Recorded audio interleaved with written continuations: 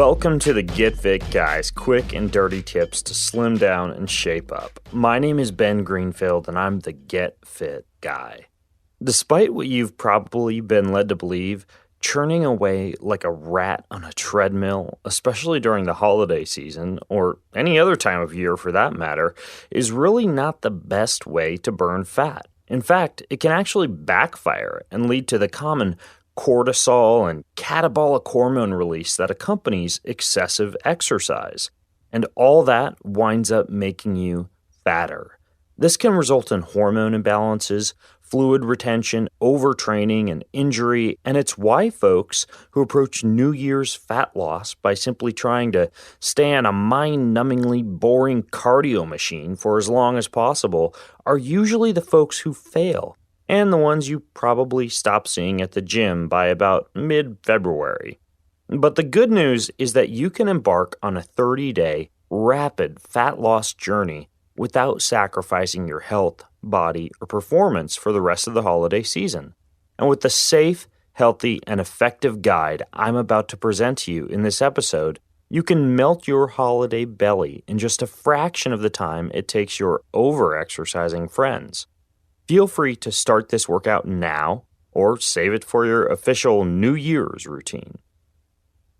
So, if you're ready, let's just jump right in. The 30-day rapid fat loss guide that I'm about to describe to you is split into 3 separate 10-day cycles. The first 10 days involve easy, fasted fat-burning sessions. The next 10 days add slightly more difficult body weight training, and the final 10 days round things out by adding high-intensity intervals and weight training. All right, roll up your sleeves, tighten your belt, and let's jump right in. Days 1 through 10 are called the burn phase. So, for the first 10 days, exercise is simple. There's no hard or long exercise sessions. For many, this will be a practice in self-control and moderation, since most holiday exercisers are notorious for eating whatever they want, then trying to burn it off with excessive exercise. But days 1 through 10 of this plan are the exact opposite. Limited exercise combined with sane, responsible calorie control.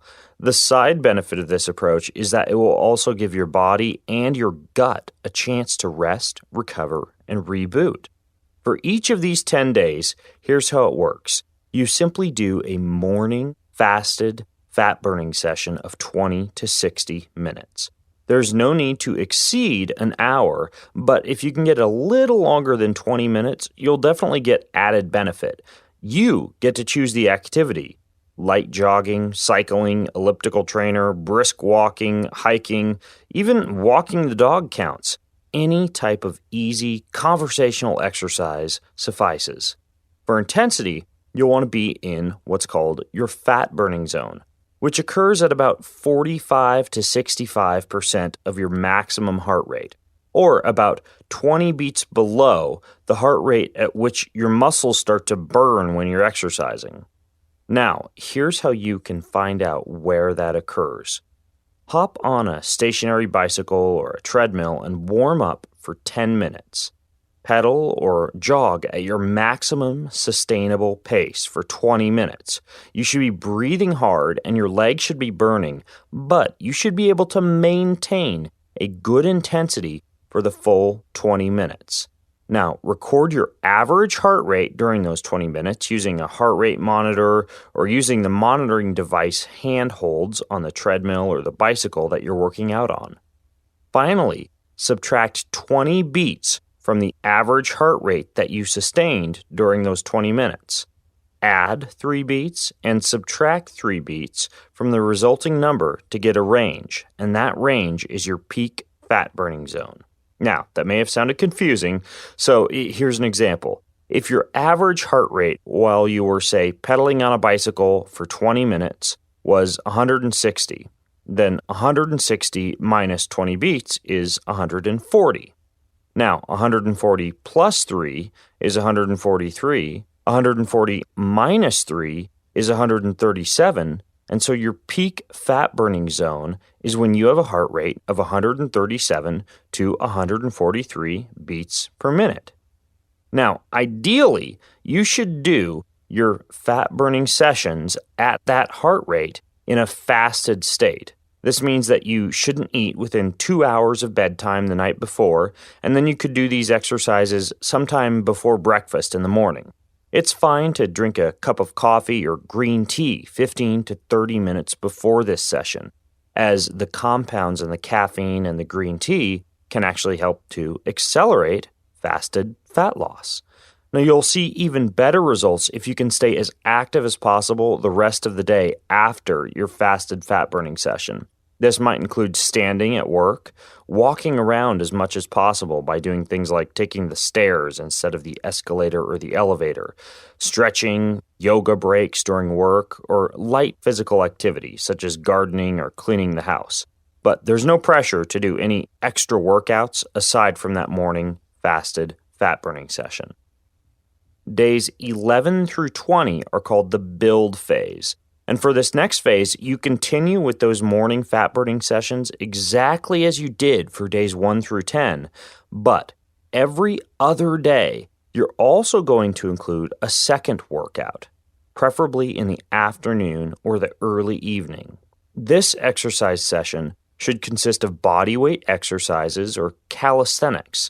For example, you could do 15 to 20 repetitions of some kind of a push-up variation. Then stop and do 30 to 60 seconds of calisthenics, such as jumping jack, jump rope, running in place, hopping side to side, etc. Next, you do 15 to 20 repetitions of a squat variation, and then you repeat that 30 to 60 seconds of calisthenics. Next, you do a pull-up, a pull-down, an elastic band row, or some kind of pulling variation, and then do a 30 to 60 second calisthenics effort again. And then finally, choose another lower body workout, such as a variation of a lunge, and then finish by repeating that 30 to 60 second calisthenics effort. Now, I'm writing all this down over in the show notes at quickanddirtytips.com, so you can grab it over there. But what you do is that entire scenario that I just described about 4 to 6 times through with minimal rest between exercises. And a circuit like this should take you about 20 to 40 minutes. So for days 11 through 20, you're doing your morning fat burning, and then following that up with an afternoon or evening body weight and calisthenic circuit, similar to the one that I just described. Now finally, days 21 through 30 are what I call the ultimate burn phase. And in these final 10 days, you'll begin to add something called HIIT, or high-intensity cardio intervals. You're also going to continue with those morning fasted fat-burning sessions. And trust me, they work like a charm, and you can make it just 10 more days.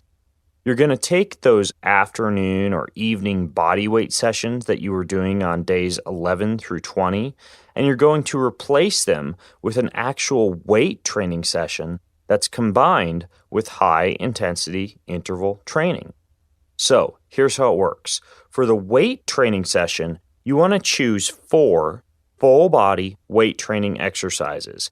And full-body weight training exercises give you a higher hormonal fat-burning response than single-joint exercises like a biceps curl or a seated leg extension on the leg extension machine.